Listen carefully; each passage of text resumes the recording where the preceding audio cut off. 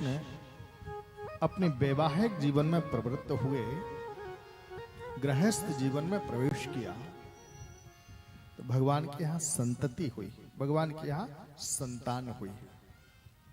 और भगवान के यहां जो संतान हुई ना, तो सबसे पहले आपको बताऊं, एक प्रद्युम्न नाम के बालक हुए।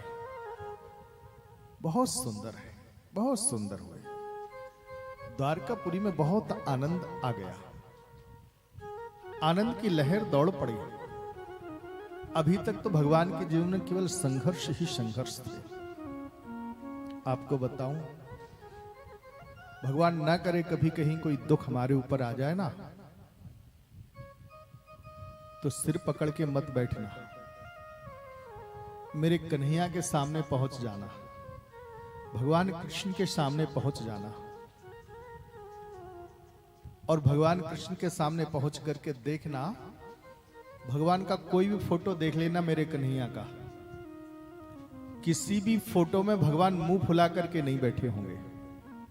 भगवान हर फोटो में देखना मुस्कुराते हुए मिलेंगे आपको, हर जगह मुस्कुराते हुए मिलेंगे। भगवान को देखना, भगवान मुस्कुराते रहते हैं।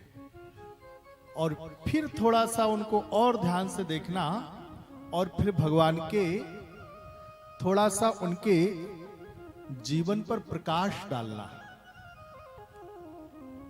भगवान कृष्ण का जन्म कैसे हुआ? भगवान अपनी मां के गर्भ में आए ही थे कि मां के लिए जेल में बंद कर दिया गया। जन्म हुआ श्रीमान जी का जेल में, इससे ज्यादा दुख क्या होगा? और तो और छोड़ो, जन्म लेते ही जेल के ताले तोड़ के भागना पड़ा। और तो और दुखों को देखना, कितने दुख भगवान के ऊपर आए। यमुना जी में आए तो यमुना में भी बाढ़ आ गई। वसुदेव जी महाराज ने छोड़ दिया होता, वो तो भगवान ने चरण को नीचे कर लिया। सो जमुना जी ने चरणों को छुआ, सो छूबत ही ओ प्रभु चरणन को, सो यमुना जी भई तलवा के तरीनो। यमुना जी तलवा के नीचे नीचे हो गई, चरणों का स्पर्श करते हैं। यमुना में भी बाढ़ आ गई। गोकुल गांव में पहुंचे।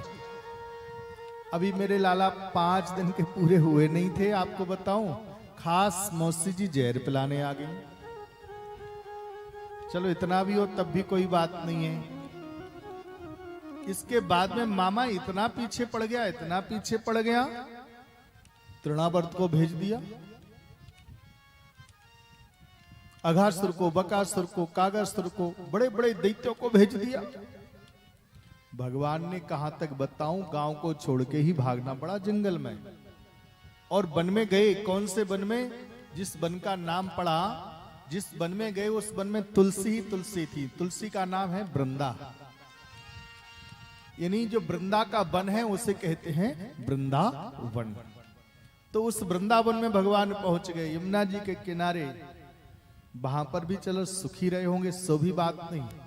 वहां पर भी बड़े बड़े दैत्य आए। और कहां तक बताऊं, वृंदावन को छोड़ के मथुरा में जाकर के मामा कंस का वध ही करना पड़ा। चलो फिर तो आनंद से रहे होंगे।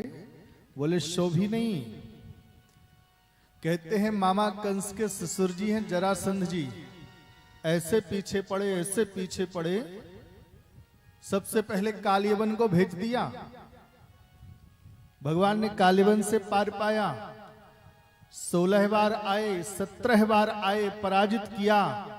18वीं बार भगवान को खुद मथुरा छोड़ के भागना पड़ा। प्रवर्षण नाम के पर्वत पर चढ़ गए। इसको शाप लगा हुआ था, कहीं तू इस पर्वत पर चढ़ेगा तो जल के भस्म हो जाएगा। इस डर से पर्वत पर नहीं चढ़ा, लेकिन इसने आग लगा दी चारों तरफ से। भगवान ने कहा अब क्या करूं? भगवान भागते भागते पीछे गए, पीछे देखा तो समुद्र था। अब भगवान ने कहा अग्नि से तो पानी अच्छा है। भगवान समुद्र में ही कूद पड़े। और जैसे समुद्र में कूदे ही थे, समुद्र देवता प्रकट हो गए, हाथ जोड़ के भगवान से बोले, प्रभु हमारे लिए कोई आज्ञा दे दो, कुछ सेवा करना चाहते हैं। भगवान बोले, तो एक काम करो ना, मुझे रहने को थोड़ी सी जगह दे दो ना। भगवान समुद्र देवता ने कहा, ठीक है प्रभु, जगह दे दी। अब अकेली जगह का क्या करेंगे? विश्वकर्मा जी आए, भगवान थोड़ी सी कुछ सेवा हमको भी दे दो। भगवान ने कहा, एक छोटा सा घर बना दो हमको। विश्वकर्मा जी बनाने वाले हों, बहुत छोटा बनाया था लेकिन बहुत बड़ा बन गया। अब घर बड़ा हो, रहने वाले कम हो तो भी अच्छा नहीं लगता, और घर छोटा हो, रहने वाले ज्यादा हो तो भी अच्छा नहीं लगता। भगवान ने सोचा, इतने बड़े घर में अकेला कैसे रहूंगा। रात्रि में ही समस्त मथुरा वासियों को लिया और द्वारकापुरी में स्थापित कर दिया। सुबह सभी लोग जागे, उसी इच्छा से जैसे दरवाजे पर निकलते थे, कच्ची नींद में निकलने लगे। उन्होंने सोचा यहां दरवाजा होगा, वहां दीवार थी, सिर टकराया, आपस में बोले, भैया द्वारका द्वारका द्वारका।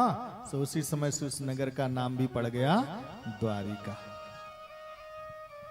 तब आकर के भगवान द्वारकाधीश बने। इतने संघर्ष भगवान के सामने आए, इन संघर्षों को देखना मानो भगवान कहते हैं मुस्कुराते हुए, अरे दुनिया वालों, तुम्हारे सामने थोड़ी सी समस्या सामने क्या आ गई, मुंह फुला के बैठ जाते हो। मेरे जीवन को देखो, पूरी जिंदगी भर संघर्ष ही संघर्ष किया, लेकिन इसके बाद भी दुनिया का काम चलता था तीर और कमानों से, पर मेरे कृष्ण का काम तो चलता है मुरली की तानों से। फिर भी भगवान मुरली की तान ही बजाया करते हैं मस्ती से।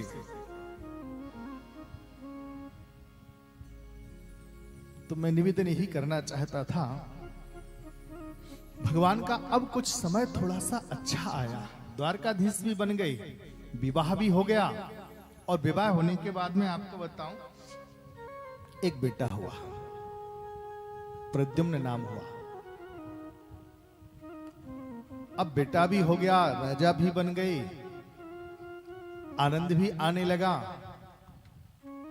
और जब व्यक्ति का थोड़ा अच्छा समय आ जाता है ना, तो उसके जलने वाले बहुत पैदा हो जाते हैं। अच्छा, आपको एक बात और बताऊं, जलने वाले बाहर के नहीं होते, सबसे ज्यादा अपने ही लोग होते हैं।